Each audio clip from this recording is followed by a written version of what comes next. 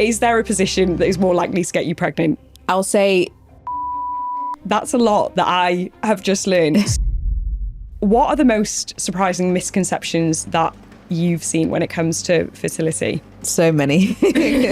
People will often ask about if certain positions will increase your chance of having a boy or a girl.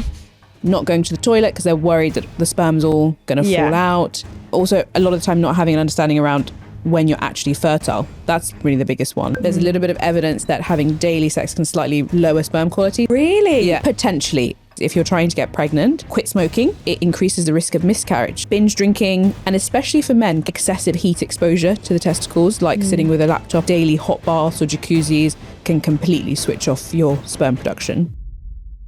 If you've ever wondered whether the pill was compromising your fertility, or if you've left egg freezing too late, or Googled, am I infertile? You are not broken. You just need answers. And today we are going to do our best to get through all of them with Dr. Nagla, a fertility expert. But before we get into the conversation that is much needed, I just want to say a huge, massive thank you for all the love that we've got on the first few episodes of Her Discussions podcast. I am so excited for the future conversations that we're going to have, bringing you much needed answers about women's health. And the most important thing that you can do to support us on that mission is by leaving a 5-star review, please, or a comment, or subscribing to the channel if you are not already. With all that being said, let us get into the conversation. Thank you.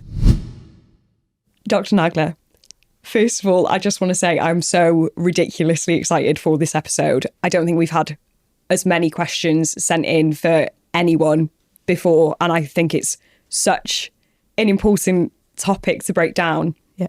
But before we get into all of that, I would love to learn a little bit more about you. So before your work in fertility, what first of all made you want to be a doctor? I think it's one of those things, like from when I was a kid, people would ask you, what do you want to do? And I would just say, I want to be a doctor.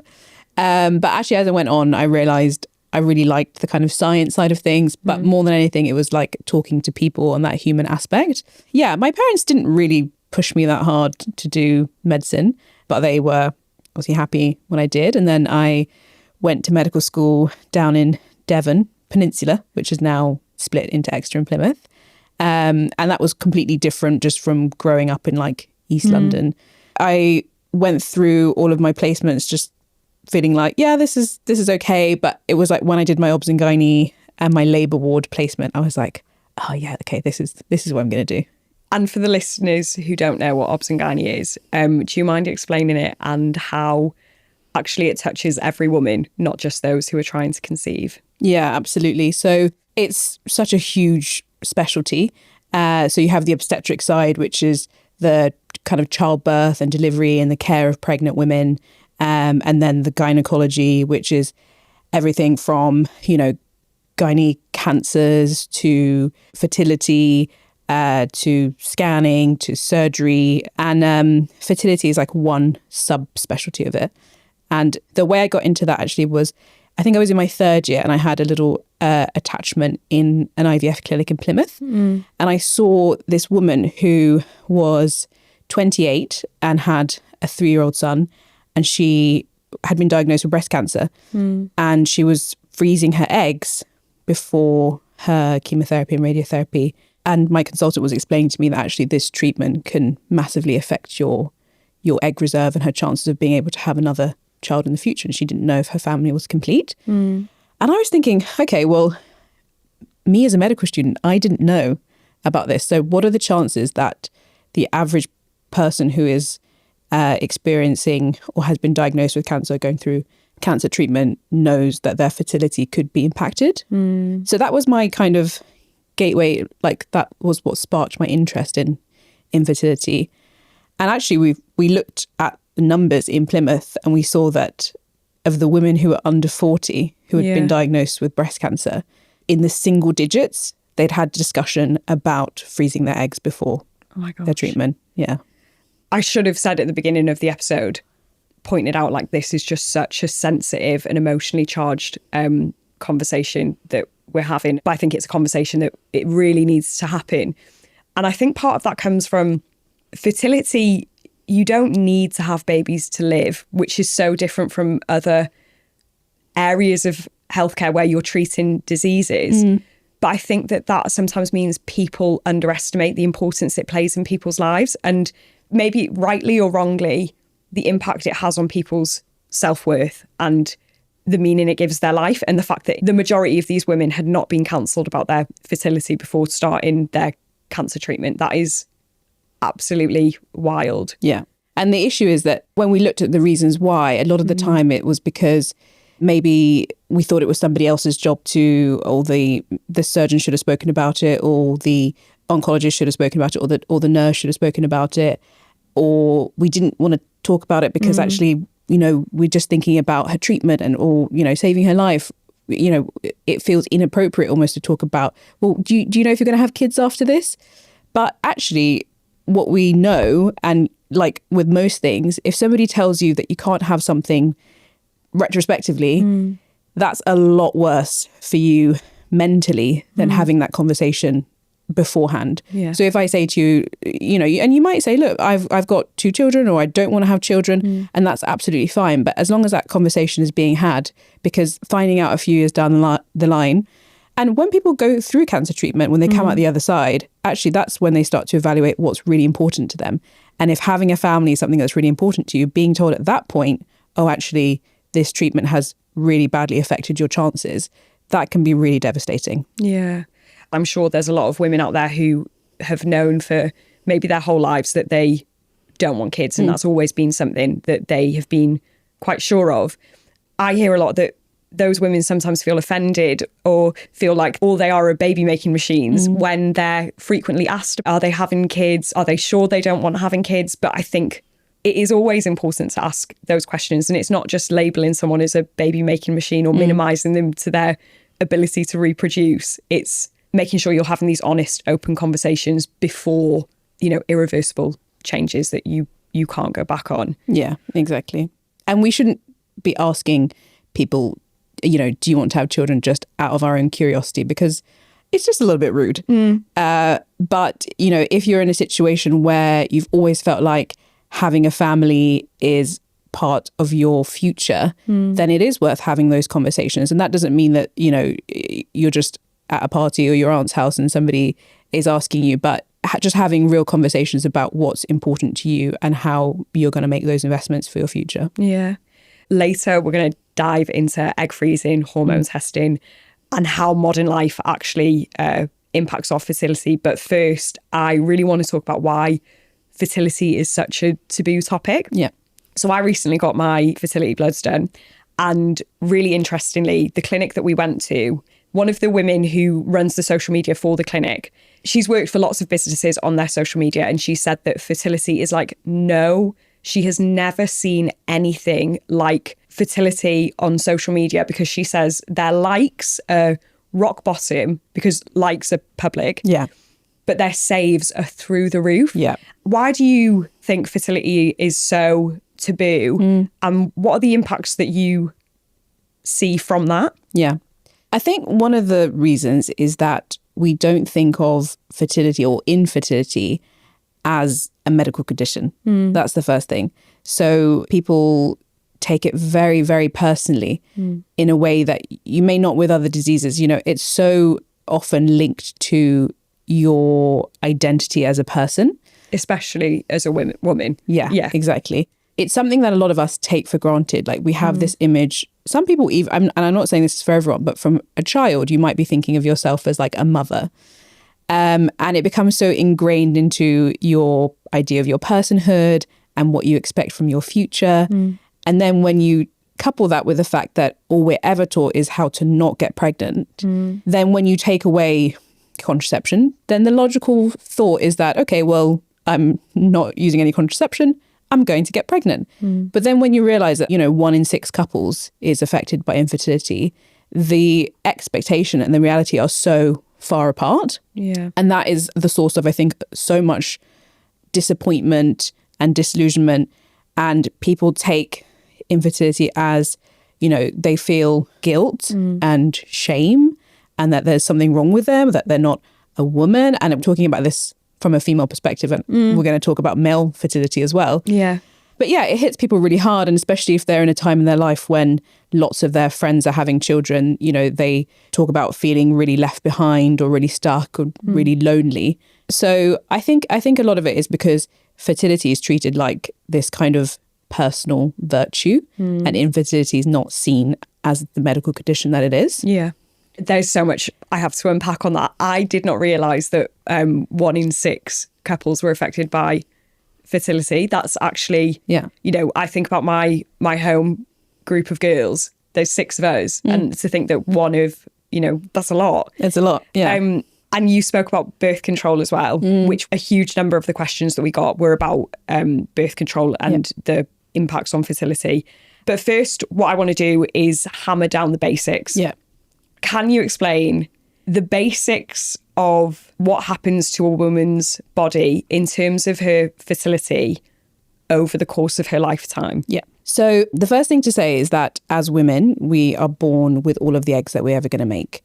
So by the time you're about 4 or 5 months, a fetus in your mother's uterus, that is the most eggs that you will ever have. And that drops down when you're born. And then when you go through puberty or adolescence, you maybe have around 400,000 eggs. And it just decreases basically over the course of our lifetime. Each month when you have your period, you are releasing 1 egg. And by the time that you go through the menopause, it's not like you've got actually 0. You probably have a few thousand kind of immature eggs. But each month you can only release 1 egg anyway. And I've spoken about this analogy before of describing your ovaries like a bank account where all of your eggs are stored. And each month you'll bring some follicles or egg sacs to the surface of your ovary. Your brain will send a signal to your ovary to allow one of those follicles to become the bigger one. And when it gets to a certain size around the middle of your cycle, that will basically rupture and release an egg. If you are trying to get pregnant and you've had unprotected sex around the time, then hopefully, you know, a sperm is going to be there waiting to fertilize that egg. And if that implants into the lining of your womb, you get pregnant. And if you don't get pregnant, then all of those follicles will kind of just die off and you'll get a period and that process will start again the next month. The important thing to say is because, you know, lots of people are doing more testing, which is great. I'm very much an advocate for having more data around your personal health. But I think a lot of people are panicking about their egg reserve or finding out that their AMH is low. Month on month, whether you have £1,000 or £1 million in your bank account, if you're only withdrawing £1 or releasing 1 egg, your chances of pregnancy in that month are the same. So it's one of the things that I say several times a week, if not every day, that your AMH or your egg reserve does not impact your chances of natural conception. It only tells us about your egg quantity. It doesn't tell us about the quality of your eggs. And that's something that we know. We don't have a test for like AMH, but we do know that your egg quality goes down with age. The other side of that is that I see a lot of women coming in their late 30s or early 40s who have a really good lifestyle, look after themselves, you know, exercise regularly, eat well. And then you explain this thing about egg quality and they say, but I've got a really good lifestyle, but we can't counteract that age-related decline in our egg quality.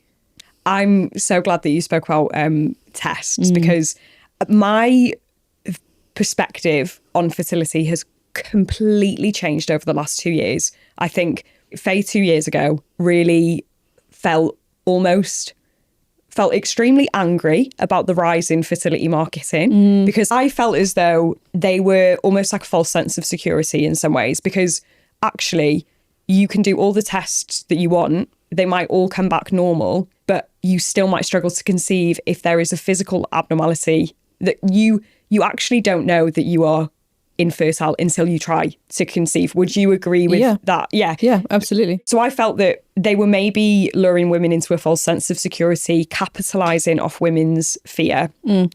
Then I had one of my consultants on a rotation who she spoke to me a lot about her struggles with fertility, and she had gone through several rounds of IVF. I saw like firsthand the emotional toll that it had on her. I fell into the trap of thinking that this is not something you have to worry about until you're past 30. You know, the clock strikes midnight on your 30th birthday and suddenly fertility is on your mind. She completely opened my eyes to that not being the case, which meant that I wanted to make a video about this further and unpack, I think, a lot of the issues with fertility marking and the rise in testing. But also highlight some of the really important parts, which I think AMH is an important part. And for anyone who's not medical, who's listening, AMH is like sometimes known as the egg timer. Do you want to explain in a little bit more detail what AMH is and why it can be an important marker to test for? Yeah, absolutely. AMH is a hormone which is basically released by the, not by the eggs, but the kind of immature follicles. And it's a pretty reliable reflection of your egg reserve. The issue that I have with it, and I think what you're saying in terms of the marketing, first of all, I mean, you can imagine that when there's something that people want so desperately, there is a huge market for people to capitalize on that, which is unfortunate. But that doesn't mean that we shouldn't test our AMH, but we just need to do it in the right context. I mean, you all know, like, we're always told right from the beginning, like, you never do a test if you don't know what you're going to do with it. So my slight issue is that people do this blood test and they don't know how to interpret it.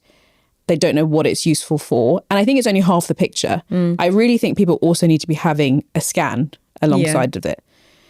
And I'm going to say something which I feel like is maybe a little bit controversial because it's not strictly speaking in the guidelines, but I do feel like all women, and this is my opinion, should, ideally in their 20s or their 30s, have a pelvic ultrasound scan. So a scan, ideally, if it's feasible, where the probe goes inside the vagina, so you can have a good look at all of your anatomy. Your ovaries, your fallopian tubes, you may not see them on the scan, your womb or uterus, etc. The reason being is that when we do the scan, we also look at the number of follicles on your ovary. So if I go back to the bank account analogy, so as I was saying, you would generally release one egg, right? But the difference is if somebody has a very low reserve versus a high reserve, each month the person with £1,000 in the bank account could bring like 5 follicles to the surface of their ovary. They'll still only ovulate from one, and the other 4 will just be discarded. If you have somebody who has £1 million in the bank account, they might bring 20 follicles to the surface of the ovary. They'll still release one egg from one follicle, and the other 19 will be discarded. Why that's important, and what AMH is actually really important for, is when you're thinking about fertility treatment, like egg freezing or IVF.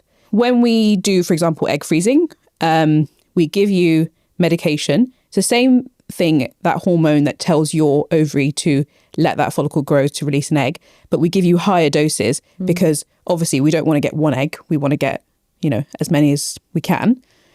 But we can only work with what your ovary is giving us, right? So we'll give you enough medication.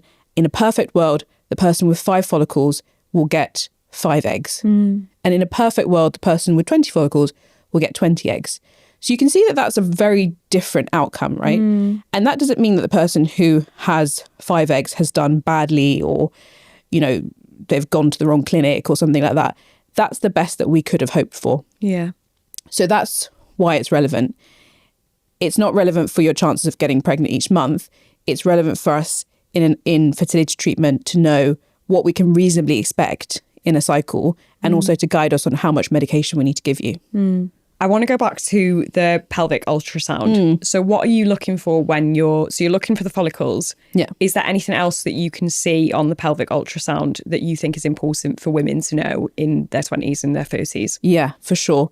We look at all of the anatomy, right? So we're going to look at your uterus or your womb, the shape of it, the size of it. Now, do you have any fibroids? Are there signs of endometriosis that we can see? Are there signs of adenomyosis? Are there things like polyps or little growths in the lining of the womb, which could actually be, competing with where an embryo or a future baby would want to implant? We're looking at your ovaries. We're looking at that also is giving us a reflection of your egg reserve. So we're looking at loads of things. And I find it quite difficult. You know, sometimes I see women coming to the clinic, having tried for a period of time. It's the first time that they're having a pelvic ultrasound scan. And at the same time where I'm having this discussion about fertility, I'm now telling them for the first time that they have endometriosis or that they have PCOS. And I feel like that's difficult, you know? It's a lot of information to be taking in anyway, this discussion about your fertility. Yeah. But it would feel a lot better if that was known information, you know? What a sorry state of affairs it is that is the first time that these women are getting such a big diagnosis that probably actually may explain a lot of things, that a lot of unanswered questions they might have had as well for the last. And I'm so glad that you spoke about at-home testing, because with 500,000 women on the gynecology waiting lists on the NHS, I don't want to talk badly about any services that offers to give those people answers. But as part of the video that I did about Fertility, I did an at-home test and I also went to a clinic. Yeah. So the clinic offered a service that was £500, included 24 blood results that came back 24 hours later, pelvic ultrasound, and then a consultation. And in the consultation, my results were explained with a consultant who was a registrar on the first IVF case, like an extremely accomplished fertility consultant. Yeah. And a nurse was also there to support emotionally. Yeah. And that was £500 all in all. That is a lot of money for a lot of people. Yeah. The at-home test, I got my results back and I already knew that my AMH was low because I had it explained by this consultant with the nurse there, and they were unbelievably supportive and explained to me, you know, it doesn't mean that you're infertile. It just means that sand is tipping down the egg timer and it's probably something you should be thinking about if you don't see yourself having kids in your next 5 years. It would be a good idea for you to consider freezing your eggs. And if you do want to consider freezing your eggs, now would be a better time than waiting later, because you're better to freeze your eggs when your egg count is your AMH is higher. Yeah. And you're younger, so that your egg quality is better. Yeah. And that was all explained to me. It wasn't you're infertile. It wasn't, I didn't have room to misinterpret it. Yeah. And the emotional support was absolutely unmatched. A couple of weeks later, I get a notification through on my phone and I'm sent a PDF with the results on. And they told me the same thing, you know, my AMH is low. And I worry that if I'd got the results on my phone first, what the emotional consequences would have been. Yeah. Not having, and that's with a medical background. Yeah. And I worry about people who don't have a medical background. Yeah. Interpreting those results. I would say that the results are beautifully laid out, beautifully explained, but there's something about that human to human contact that, you know, makes you feel safe. And this is an incredibly emotive conversation. On the other hand, I do recognise it's a shame-filled topic. For some women, it is so much easier for them to do a test in the comfort of their own home and actually receive the results in the comfort of their own home. And they might not want that human contact. Yeah.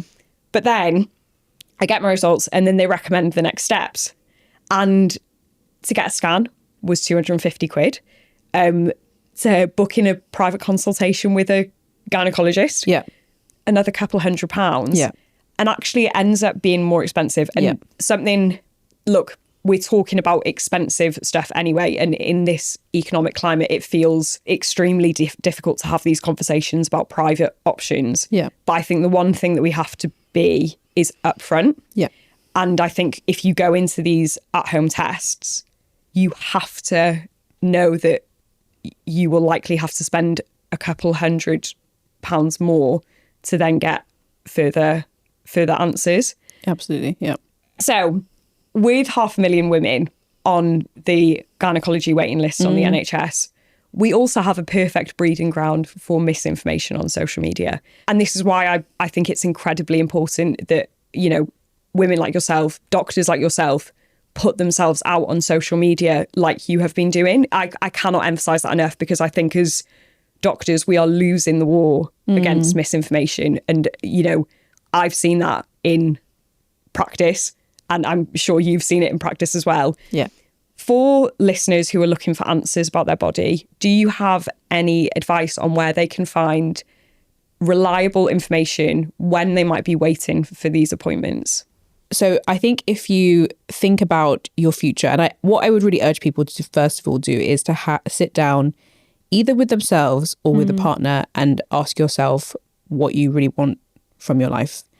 And if having a family is an important part of your future, if you're not sure about it, but you want to do something to protect it, then I do feel like it is important to invest in it, because there's not many other things like that we want to achieve, you know, whether it be a career or something material, where we're not doing the research or we're not finding ways to invest in the future. I would probably find a clinic where you could have some investigations and have a consultation, either as a single woman or as a couple, because like we were saying earlier, you know, doing an at-home blood test is fine, but you probably will need to have a scan and to have a consultation with someone who can help you put that information together. And that doesn't mean that you need to freeze your eggs or you need to freeze embryos. That's not always a feasible option financially for everybody. But for example, if you knew that, you know, things like quitting smoking or reducing alcohol intake or making certain lifestyle changes could improve your chances of fertility, then you would probably do those things. And I think it would be better to have those conversations now, looking to the future, than it would be to, in a way, bury your head in the sand. And like we were saying earlier, with those women who are being told, you know, after their cancer treatment, actually, your chances have significantly gone down, to then live with the regret of not having had that conversation or made those decisions yourself proactively. Knowledge is power. Yeah. I will always say that. And I think that when I got the results back, the consultant was brilliant, and she was saying, are you sure you're okay? Are you sure you're okay? And I said, yeah, because now I know, like now I have the options laid out in front of me. Yeah, it's probably like a lot to take in. And especially when in your 20s, you probably think you take it for granted. It's actually quite an empowering thing. Yeah. I find it was one step backwards for two steps forward. Yeah. You take the emotional hit, but then you move forward with just all your options and that empowerment. Yeah. I went to a quite high-end Harley Street clinic, and it was £500 all in, which I had a conversation with my friends afterwards where I said, look, I actually think you should all get your AMH checked. You're all in stable relationships. I know that you all want kids and it's important to you. A lot of them said, I don't think I can afford it. But I know that they get a £400 ASOS order every month, you know? It's true. And I think money conversations are always difficult. Yeah. And I don't want this to be taken the wrong way, but I think we see investing in our health as a bit of a waste of money because we know that access to doctors is free. So I think it can make people more reluctant to pay for these things. But you're right. I understand that, but I think that the issue is that, you know, when you're at the point of seeing a doctor, you know, in the NHS, it's a much more reactive approach. You know, you've gotten to that point maybe now trying and things haven't gone to plan. It would be far better to have, you know, made that investment earlier on to understand more about your own personal health and to understand your future goals and made those just kind of decisions proactively. The NHS is not designed in that way for that kind of preventative care. One thing I want to say about egg freezing is I see a lot of narratives online about egg freezing, and it ranges from people talking about it as insurance. Yeah. And I don't agree with that term, to be honest, all the way up to being a scam. Yeah. And I think it's neither of those things, really and truly. I mean, number one, egg freezing is not insurance, because if you're paying for insurance, that means that if something bad happens, your insurance is going to pay out. Yeah. Egg freezing is not a guarantee in that way. In the same way that it's not a scam, I think I would prefer if people thought of it maybe as an investment. Yeah. You know, you've decided that this is something that you want in your life and you're making proactive decisions to do it. But you have to appreciate that when you freeze your eggs, you're freezing a single cell. Now, not every egg that you thaw or defrost is actually going to survive that process. About 85 to 90% of them will survive. There's drop-offs at each point. So not every egg will fertilize. And then not every fertilized egg is going to make a good quality embryo that will give you a baby. So the higher numbers that you start with, the better your chances are at the end.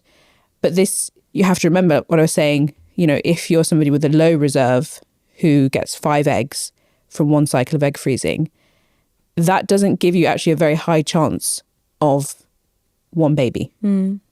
I can link some resources, but there's a really good, which I use in clinic. It's an egg freezing calculator, which gives you, you put in your details like your age and how many eggs that you freeze. But we know that if you, say, for example, freeze 20 eggs, you have an extremely high chance of having one child and a very good chance of having 2 children. But if you have 5 eggs, that is not giving you the same level of assurance. Yeah.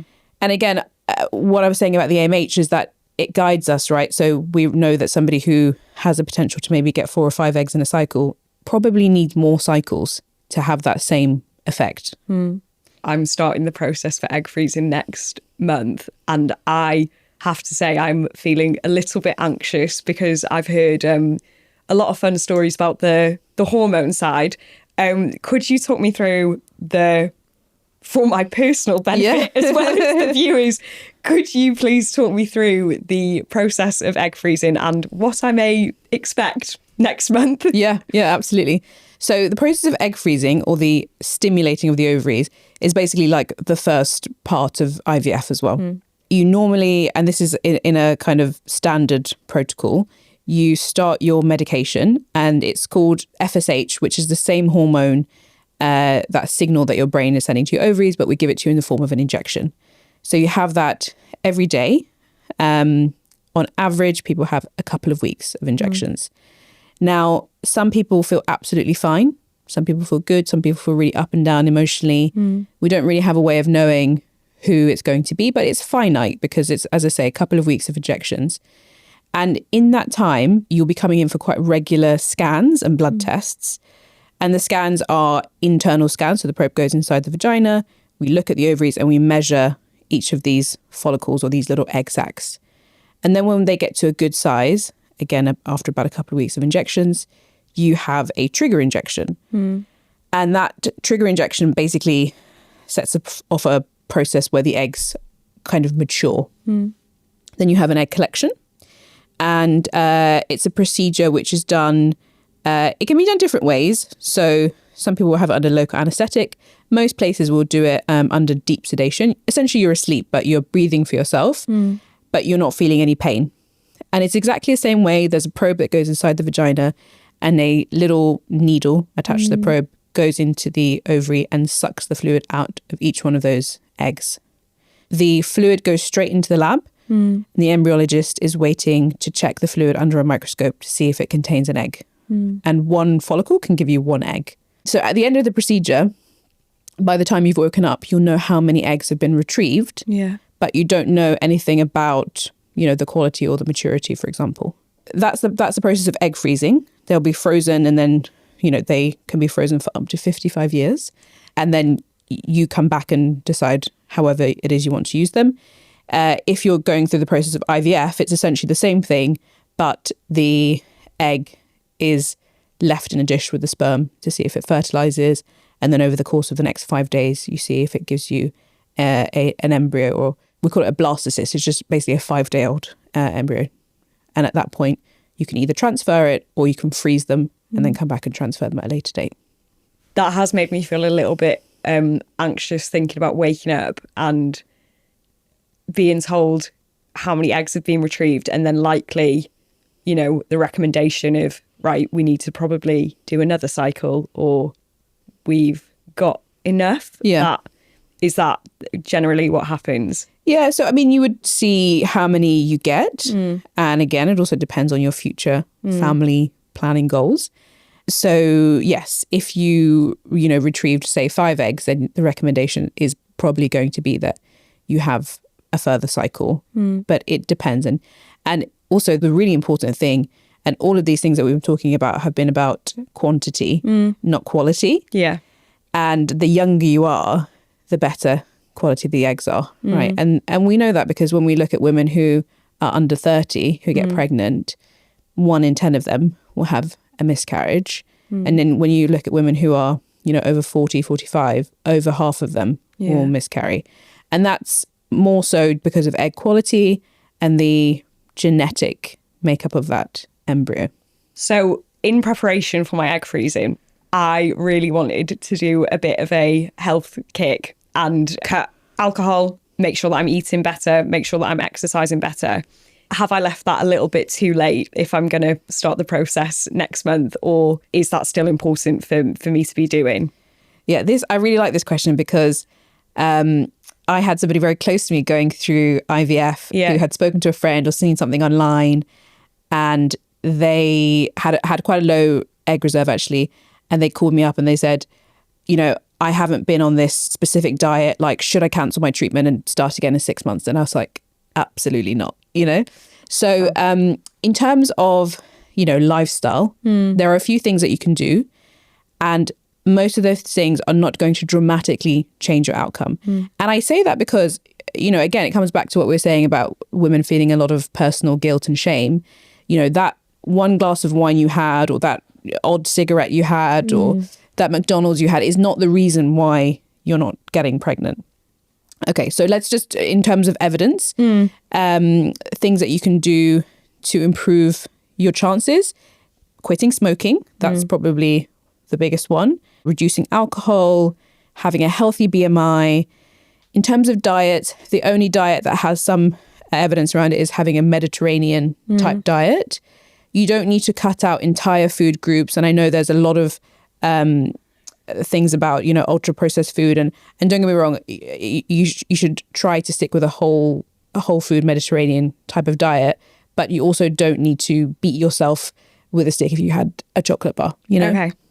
So those are the main things. There's no miracle kind of supplement or drug or guide that is going to dramatically change your outcome.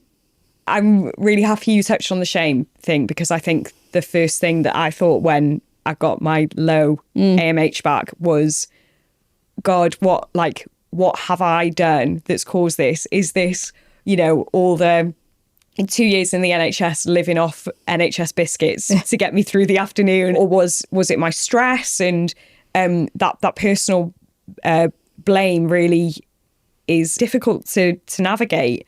In terms of a low AMH, what sort of things can cause a low AMH? Yeah, this goes back to what I was saying earlier about being born with all of the eggs that you're ever going to make. So I try to drill this in because, it just illustrates the point that it's not something that you have personally done to cause your low AMH. We were born with all of our eggs and they will decline over the course of our lifetime. Okay, yes, we know that if we do things like quit smoking or binge drinking or have a normal-ish kind of weight, those things will help. But above and beyond that, NHS biscuits or stress, those things are not going to be affecting your egg reserve. And it's something that people ask all the time as well, whilst they're in treatment, like, oh, this has been a particularly stressful month. Should I delay my treatment until next month? I think it's always a good idea to be in a good frame of mind whenever you're going to go through something that is physically or mentally demanding. But in terms of the actual evidence, there is no evidence that you being stressed will affect the outcome of your IVF or your egg freezing cycle. Interesting. Yeah. Okay. Another question I had about egg reserve and AMH. I'm going completely off tangent now. But obviously we know that the age that women are starting their periods is getting lower. As a consequence, if they're losing those eggs once a month earlier, are you seeing more women with lower AMHs, or does that impact AMH? There's no evidence to support that. And it's the same thing with, like, if you don't have a period because you have a coil or you're on the pill, for example, you're still each month, that process of those follicles, as I said, coming to the surface of the ovary and being discarded is still happening, even if you're not ovulating or even if, whatever type of contraception you're on. So there's no evidence that, that will speed up how quickly you go through the menopause or your egg reserve. And actually, that's one thing that people ask me about egg freezing. Well, if I'm freezing my eggs now, does that mean I'm going to have less eggs to use later? And as I was saying, what we're doing in a cycle of egg freezing is that we're getting all of those follicles to grow and trying to get all of those eggs in that cycle. Those immature eggs would have been discarded anyway. So it's not it's not like you're going to have less eggs to use in the future or you're going to go through menopause sooner. I'm so glad you said that, because I had one of my close friends ask me a question a couple of weeks ago. And I don't think I did a very good job of answering it. She asked me what's happening to all the eggs whilst I'm on the pill, because she was saying, you know, where are they going? Are they being saved up? Will I, and it's similar, will I have more eggs when I come off the pill? You explained that really wonderfully, that those eggs are still being discarded. It's not affecting, we don't have evidence that it's affecting our timeline. We don't. What are the most surprising misconceptions that you've seen when it comes to fertility? So many. Okay, so people will often ask about if certain positions will increase your chance of getting pregnant, or will increase your chance of having a boy or a girl, or, you know, things like people putting in tampons after sex, or not going to the toilet because they're worried that the sperm's all going to fall out. I think also a lot of the time not having an understanding around when you're actually fertile. That's probably really the biggest one. When you ask people, when I say regular sex, I presume at least that means that it's each month around your fertile window. You've had a partner who works away at sea and it's once every 3 months. Sometimes it's not once. I think this was in medical school. Somebody was having anal sex. Oh, see, this is what I mean. This is what this lecturer was saying. Like, you have to be quite explicit in, like, that this person understands, because you can't take for granted people's understanding of these things. You know, a lot of people haven't had these conversations where, you know, their mum and dad, a teacher, or someone has sat them down and said, this is how someone gets pregnant. You know, these are taboo topics. And as doctors, I think it is our job to not be ashamed to really lay out the facts as clear as day. That's wild. Anal sex, Jesus. I think you've touched on some great points there. I vividly remember an episode of Keeping Up with the Kardashians where Kim is like lying on the bed, rocking herself backwards to try and tip the sperm further back. So I would like to go back to those misconceptions and just lay out, like, let's clear it up. Okay. So positions, is there a position that is more likely to get you pregnant? So any position where you can ejaculate inside the vagina has the same chance of conception. You have millions and millions of sperm in the ejaculate, and they are traveling up through the cervix, through the uterus, to the fallopian tubes, where hopefully there's an egg there waiting. And that process takes minutes. So less than 5 minutes. So lying with your legs in the air for 20 minutes or not going to the toilet, like, these things don't make a difference. Do it however you want to do it. But there's no specific position that's going to increase your chance of pregnancy. And same thing with the toilet. Go for a wee after you have sex, because it reduces your chance of urinary tract infection, and it makes no difference for your chance of conception. Perfect. Love that. And the tampon, same again. They're traveling really fast. You don't need to put anything in there. They're getting to their destination without any additional thing from you. You know what I mean? Perfect. Yeah. And regular sex. Yes. Regular sex means different things to absolutely everyone. Just think about that. So there's a few different ways to track when you're ovulating. Of course, you could just have regular sex throughout the month. That's absolutely fine. You don't need to do it every day. There's a little bit of evidence that having daily sex can slightly lower sperm quality. So every other day is fine. Really? Yeah. So daily sex can reduce? Potentially. If you want to do it every day, don't let me stop you. Yeah. But, you know, every other day is plenty. Yeah. But you also just need to have an understanding of when you're ovulating. Lots of people think, well, I'm ovulating on day 14. Well, you're only ovulating on day 14 if you have a 28-day cycle. Yeah. It's that second half of the cycle which is quite fixed between ovulating and you're getting your period, called the luteal phase, of around 14 days. So you can see if somebody has a 30-day cycle, they could be ovulating around day 16. Yeah. And if somebody has a 24-day cycle, they can be ovulating as early as day 10. So if you are not aware of that, you could just be missing the window completely. So know roughly when you're ovulating. You can use like apps to track it. You can do ovulation predictor kits. I know some people find doing more tests, especially when they're trying to get pregnant, quite anxiety inducing. So you don't necessarily need to do that, but you can, and you can do things like checking your basal body temperature, So there's different ways. Monitoring your cervical mucus around the time that you ovulate, it becomes very thick and stretchy, like a bit like egg white. So there's different ways to do it. You find the way that works for you. But the important thing is you need to start having sex before you ovulate, because if you wait to the day of ovulation, your chances of getting pregnant are actually going down. And the reason is because once the egg is released, it's only there for about 12 to 24 hours. But sperm can survive for up to 5 days. So what you really want to do, and your highest chance of conception actually, are timing intercourse so that you're doing it around 2 days before you ovulate, because you want that sperm to be there waiting to meet the egg. Yeah. And you also don't need to save up sperm. That's the other thing I hear. You know, people waiting like a week and then saving it for like the day of ovulation. Actually, you're increasing the number of dead sperm in the ejaculate. So you want to be ejaculating regularly in order to increase your chance of conception. I didn't know that. So that's a lot that I have just learned. So ejaculating too much may lower the quality of the sperm. Potentially, yeah. But saving up your sperm may increase the number of dead sperm. Yeah. So actually, you know, so much of the onus on fertility is put on women. Yes. But there's a sweet spot for the amount of ejaculations. And that actually kind of maybe brings me nicely onto the fact that it's very different for men, because men produce sperm every single day, but it takes about 3 months to reach the ejaculate. So whilst women, we're born with all of our eggs and they're going down as, you know, time goes on. For men, you can actually make major lifestyle changes today and in 3 months' time dramatically improve your sperm quality. So the big things I would say is, if you're trying to get pregnant, quit smoking. Smoking is bad for both egg and sperm quality, and especially for men, cannabis as well. Yeah. Really bad for sperm. We even see that it increases the risk of miscarriage for the female partner because it affects the DNA in the sperm. So quit smoking, binge drinking as well. I mean, generally trying to cut down or cut out alcohol whilst trying to get pregnant is a good idea. If you have excessive heat exposure to the testicles, like sitting with a laptop on your lap all day, or daily hot baths or jacuzzis, because the testicles are outside the body for a reason, right? So that it's to be kept cool. So constant heat exposure can also affect your sperm quality.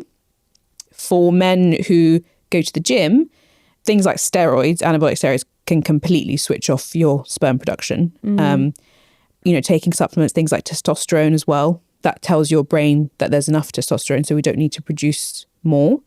So yeah, those are big things, big fertility red flags for men that you can change and actually expect to see a big change in about 3 months' time. Wow, I did not think about sitting with a laptop on your lap for all day. Yeah, and lots of people work from home now, right? Yeah. So yeah, they don't think about that, but that can have an impact. And to think about all the stress that people might go through with struggling to conceive, and just these small tweaks actually that they might not even have ever thought could be doing harm. Yeah. So we've got a community question. There was a huge number of community questions all about birth control and the impact on long-term fertility. Can you talk a little bit about that? Yeah. So I think birth control, the pill especially, gets really bad reputation online. And I'm not saying it's perfect, but I think it gets really unfair press. The main reason for that is because, you know, people will often go to their GP perhaps when they're younger with painful periods or irregular periods. And it's not at all unreasonable to be on the pill for that. But the problem is that if you're then on it for 10 or 15 years and you come off it thinking, right, I'm ready to get pregnant now, the reasons why your periods were painful or irregular haven't gone away. So, you know, you get this kind of slightly incorrect cause and effect where people think, well, I've been on the pill, my periods are painful or irregular. You know, the reality is that probably those problems were there and the pill was masking those issues. So, for example, with people with PCOS, the pill is very good because you have regular withdrawal bleeds. We know that if you have PCOS and you don't ovulate at all, you ovulate very infrequently, that's really not very good for the health of your uterus, your womb. And the pill actually protects against cancers of the lining of the womb. That's a good thing. Yeah. For people who have very painful periods, like, for example, with endometriosis, being on the pill can actually slow down the progression of endometriosis. If your periods are really heavy, for fibroids, again, like being able to omit some of your periods or have significantly lighter periods, those are all positive things. The issue comes from not investigating the underlying cause of these problems and then coming off the pill when you're ready to get pregnant. And then, the expectation that we should just get pregnant, but those reasons are still there. I'm so glad you spoke about that with endometriosis and PCOS, because a narrative I see online that I find quite frustrating is the pill is just a plaster over endometriosis and PCOS, when actually there are benefits to taking the pill. I can understand in a world where women's health is just consistently ignored and put to the bottom of the pile, it can feel like not addressing the central issue, which it doesn't. It doesn't treat the central issue, but there are benefits associated to it. It's not like the doctor is putting you on the pill and just to shut you up. Yeah. So I think if you are going to see your doctor because your periods are painful, or they're heavy, or they're irregular, it's worthwhile having investigations. Being on the pill or having a coil is a very, can be for certain people be a very good treatment option. But you need to have an awareness that, those problems that you had before are not disappearing. And when you come off that contraception, they're still likely to be there. And if you're coming off the contraception because you want to get pregnant, it's probably a good idea to come off before, the day that you are like, right, I want to have a baby tomorrow. Because you need a bit of time and a bit of time for your periods to return. You might need more investigations or treatment. So it's just about having an understanding of what is the underlying cause. Next, I want to talk about timelines.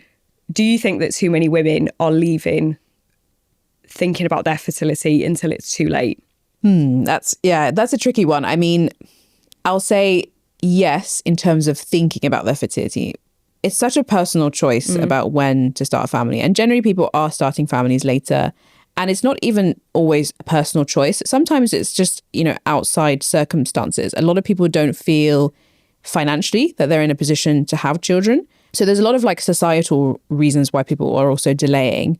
But yes, I do think we need to be thinking about it earlier. If it's something that you seriously consider to be, a very important part of your future, I don't think that there is a point that it's too early to think about it or to make proactive decisions. When me and my boyfriend had this conversation, I said, it's such a sorry state of affairs that you either have to have money to raise a child or money to freeze your eggs. It's a really difficult economic climate. It's getting harder and harder to afford to be able to have children. And I saw a really interesting social media post that it said the next indicator of wealth is going to be how many kids you have. For sure. Next, I want to come on to endometriosis and PCOS. Yeah. So we've got a community question. How does endometriosis and PCOS impact your fertility? Okay. I'll talk about them separately because they're very different disease processes. And the first thing to say is actually for both is that it may not necessarily affect your fertility. One thing I hear people saying is, well, I've got endometriosis, so I won't be able to get pregnant. Or I've got PCOS, so I won't be able to get pregnant. That's not categorically speaking true. Because, okay, coming first to PCOS, one of the hallmarks of PCOS is that you either have very irregular periods or no periods. And that means that you're either ovulating really infrequently or not at all. But you can have PCOS and have regular periods. So if you're ovulating, you can get pregnant. But the issue is if you're not ovulating at all, or if you're ovulating very infrequently, it's really hard to know when that's going to happen and how to time intercourse around that. That's one of the biggest issues with PCOS is the timing of things. But there are treatments for that. So there are medications we call ovulation induction that can help you to ovulate. So for some people, even things just like lifestyle changes or weight loss will mean that their cycles return to normal. But I'm quite conscious of talking about weight loss, specifically in the context of PCOS, because we know that people with PCOS have higher insulin resistance.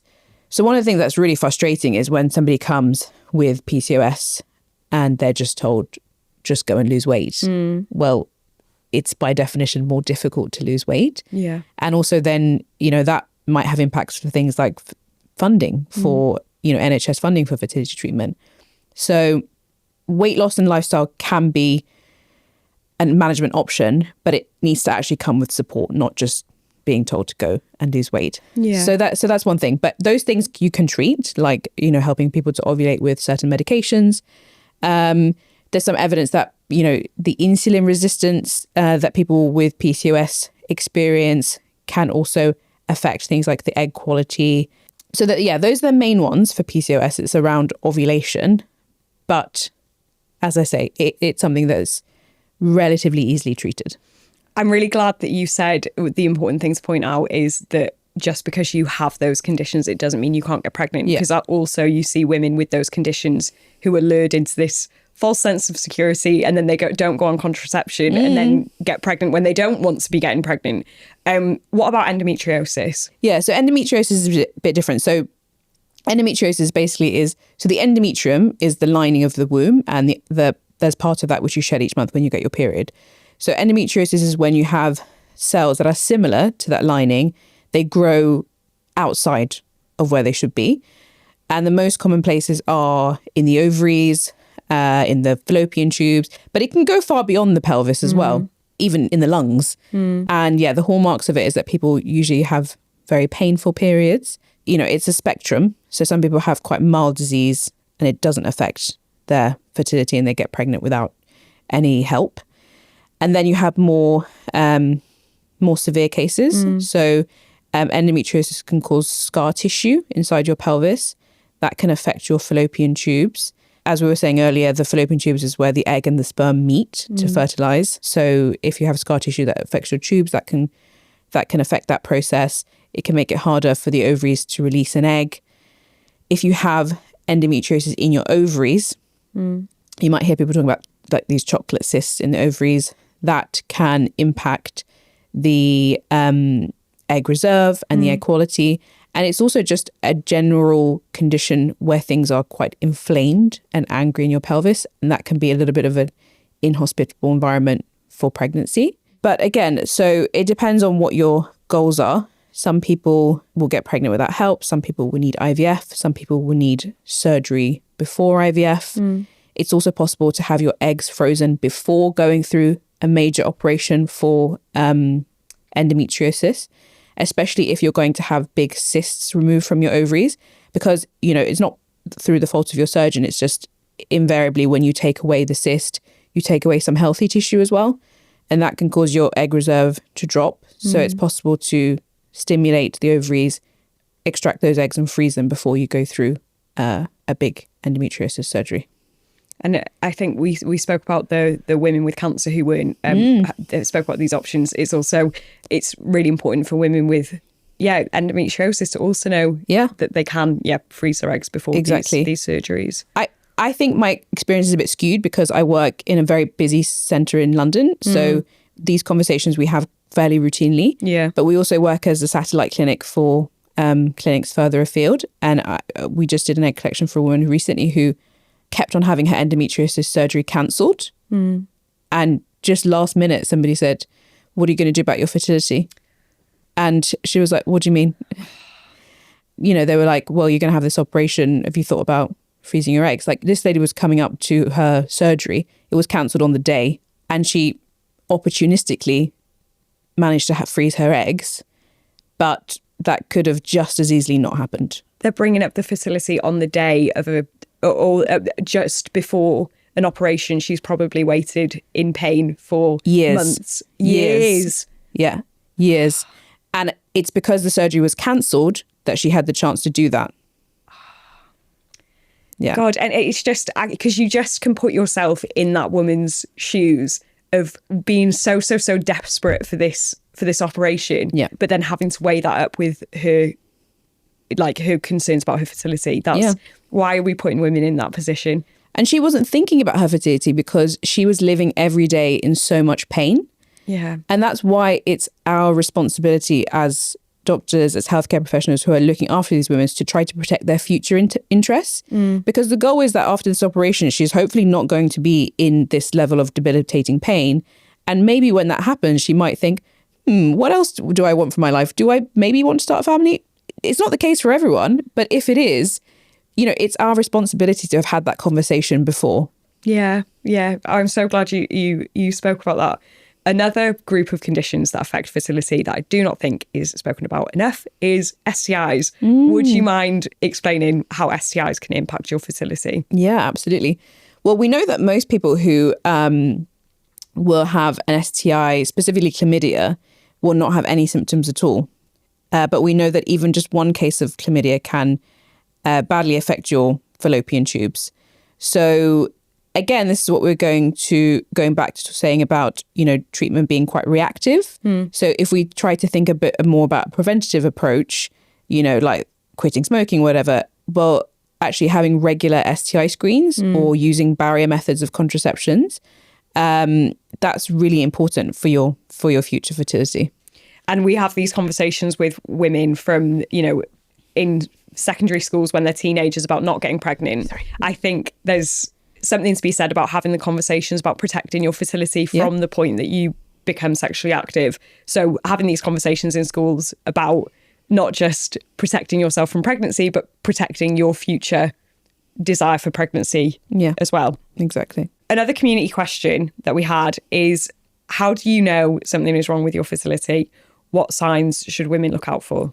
So some of the warning signs that you can look out for in terms of, let's talk first about your periods. Is your period regular? Can you look at a calendar and know within the space of around a few days when to expect your period?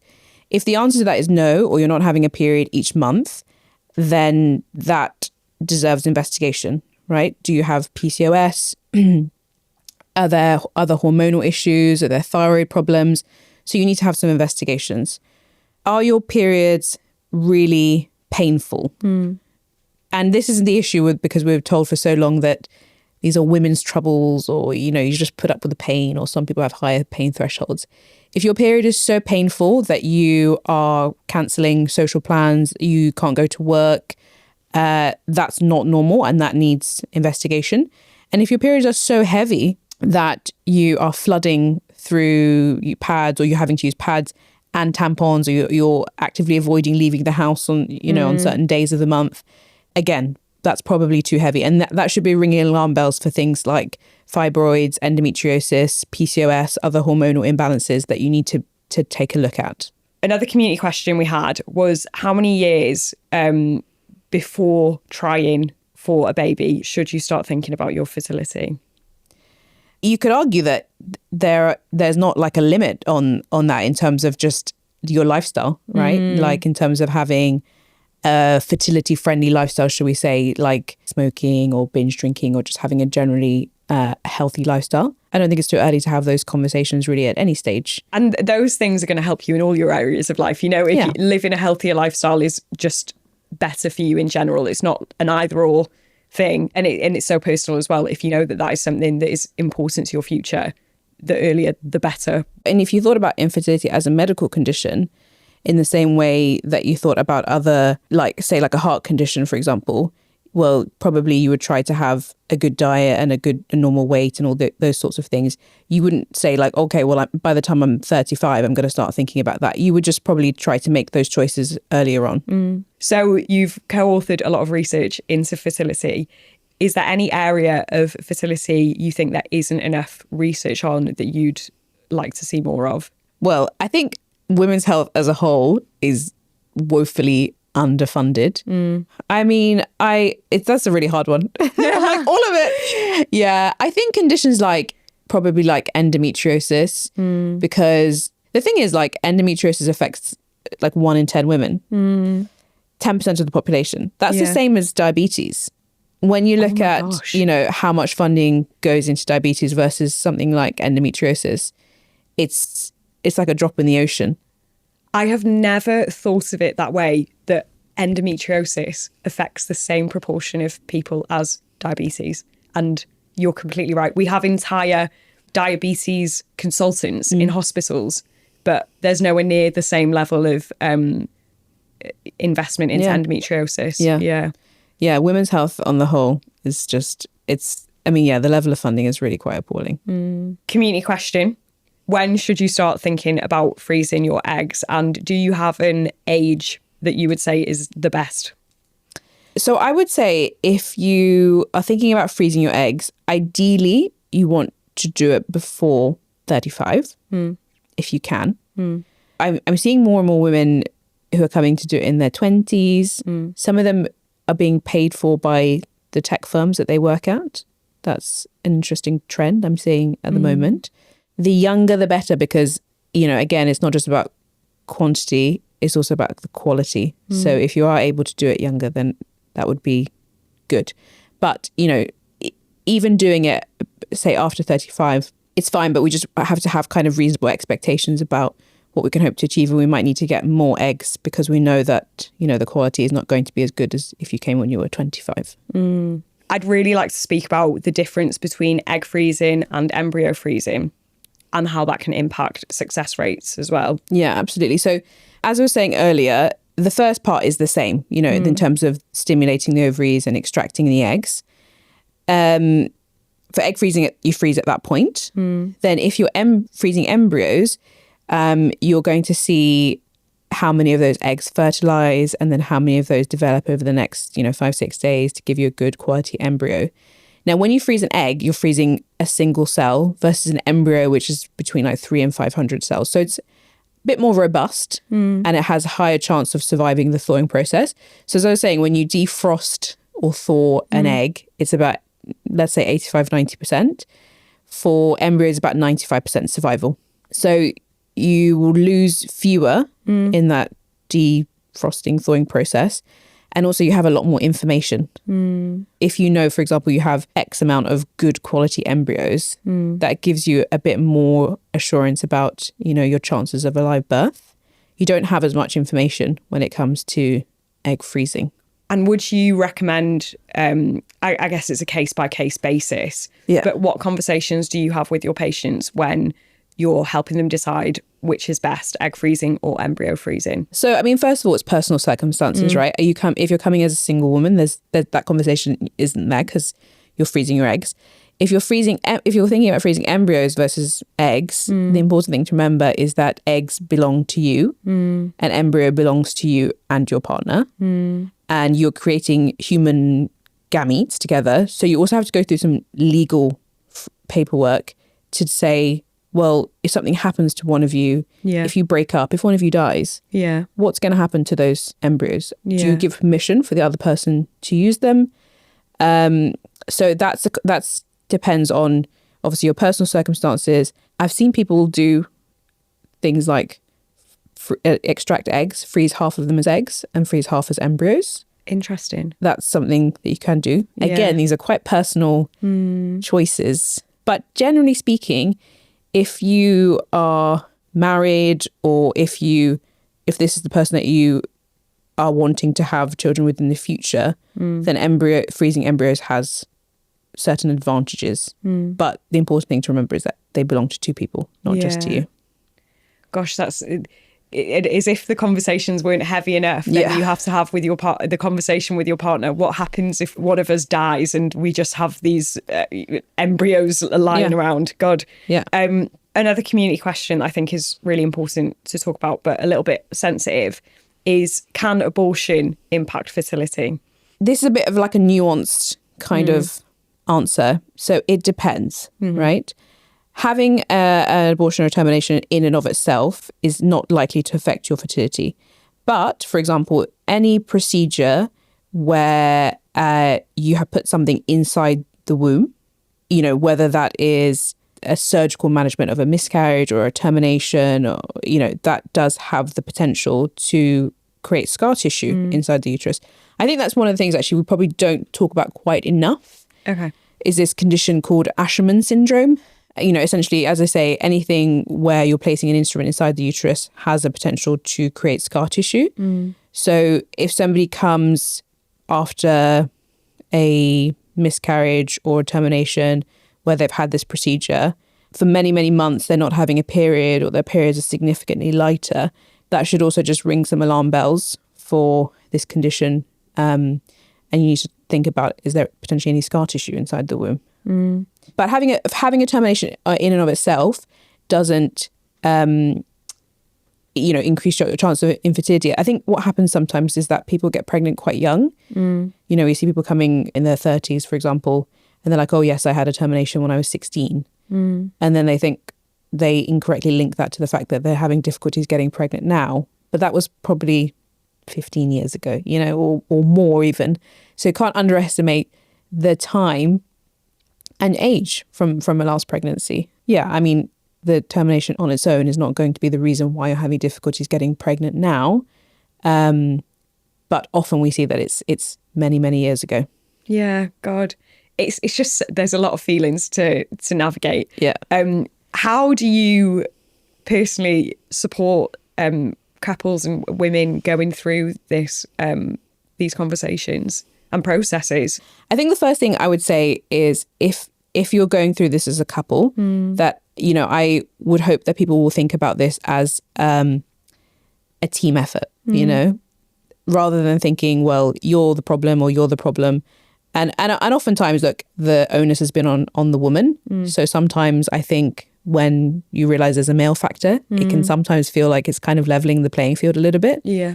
But ideally, people are thinking about this as we are trying to get pregnant together, and removing that kind of finger pointing or guilt part of it. And the other thing is just to really think about it as a medical condition rather than, a virtue, and just normalizing a lot of the feelings, because people feel guilt or shame or stuck or isolated. And I mean, most clinics, as we would do where I work, offer some counselling as part of the package of your treatment. And so I'd also encourage people to access that where it's available. So, Dr. Nagla, we've been asking this question to all of our guests. What do you think every woman should know by the time that she turns 25?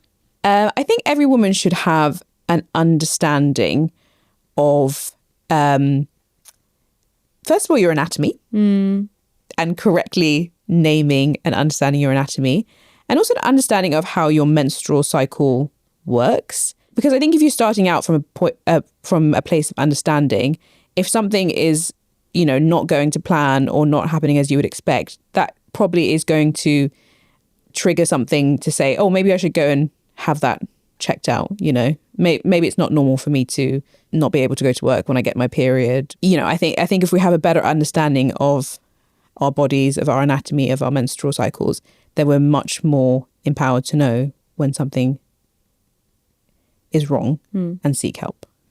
I think about all the times in school we got asked to put a condom on a dildo wearing beer goggles, and actually not nearly as much time was spent on understanding the cycle, which, I completely get that sex education is important, but that should also include, I think, the understanding of your reproductive health beyond just do not get pregnant. And we're also in this era now of so many supplements and biohacking and longevity and all these things, especially where fertility is concerned. There is a huge market for people to try to capitalize on your fears and your anxieties. So having an understanding of the basics, and also knowing that there is no miracle supplement or no guide that you can buy that is going to change that is really important, because that also kind of protects you from being exploited, essentially. I think that's so important. Thank you so much for coming on. I think that's potentially one of my favourite episodes that we record, and I think there's so much value I hope that everyone can take away. So honestly, thank you from the absolute bottom of my heart for spending your time just imparting all that knowledge. It was absolutely phenomenal. Thank you for having me. I've had fun. Yeah.